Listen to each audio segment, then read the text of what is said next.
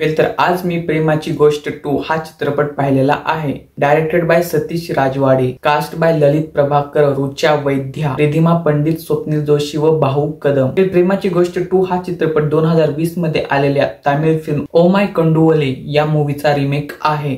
तर ती मूवी मी खूप अगोदर पाहिलेली होती व ती मूवी मला आवडली पण होती। तर प्रेमाची गोष्ट 2 ही मूवी कशी आहे, लेट्स डिस्कस। नमस्कार मित्रांनो, माझं नाव आहे अजय व तुमचं स्वागत आहे अजय सिनेमा रिव्ह्यू मध्ये। प्रेमाची गोष्ट 2 हा चित्रपट 2013 मध्ये आलेल्या प्रेमाची गोष्ट या मूवीचा स्पिरिच्युअल सिक्वल आहे, ज्या मूवीच्या लीड मध्ये होते अतुल कुलकर्णी व सागरिका घाटके।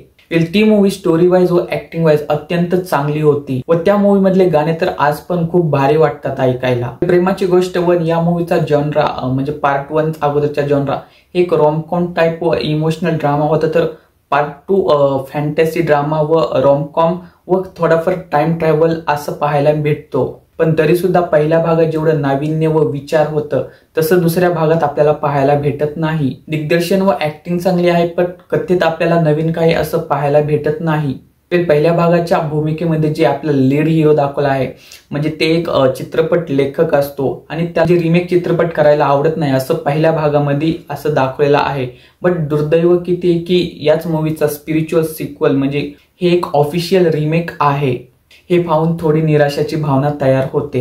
मूवीचं बॅकग्राऊंड म्युझिक प्रभावी आहे, बट सॉंग्स काय फारसे गरजेचे वाटत नव्हते सिच्युएशनला। फक्त ओल्या सांजवेळी हे गाणं ऐकायला खूप भारी वाटतं, बट ते सुद्धा पार्ट 1 मधलीच म्हणजे रिमेक केलेलं आहे। म्हणजे एकत्रित म्हणजे या मूवीचं नवीन असं काहीच नाही, ओरिजिनॅलिटीच नाही या मूवीमध्ये। मूवीचा रन टाइम आहे 2 घंटे 38 मिनिटे, ज्यामध्ये थोडाफार फर्स्ट हाफ तर एंटरटेनिंग वाटतो, बट सेकंड हाफ फारच बोरिंग आहे। आणि आजची ओटीटीची जनरेशन या मूवीला थिएटर मध्ये थोडा सुद्धा म्हणजे भाव पण देणार नाही। त्यातून ही सेम स्टोरी युट्यूबवर फ्री मध्ये अवेलेबल असताना तर नाहीच नाही। मूवीचा रन टाइम थोडा कमी असायला पाहिजे होता। मला पर्सनली मूवीची एडिटिंग खूप आवडलेली आहे। मूवीमध्ये थोडेफार व्हीएफएक्स सीन्स होते, ते पाहायला म्हणजे फेक तर वाटत नाही। मूवीमध्ये डायरेक्टरने ब्ल्यू कलरचा खूप वापर केलेला आहे, ज्यामुळे ऑडियन्सला प्रेम, शांतता, स्मृती आणि हलकी उदासी दिसते।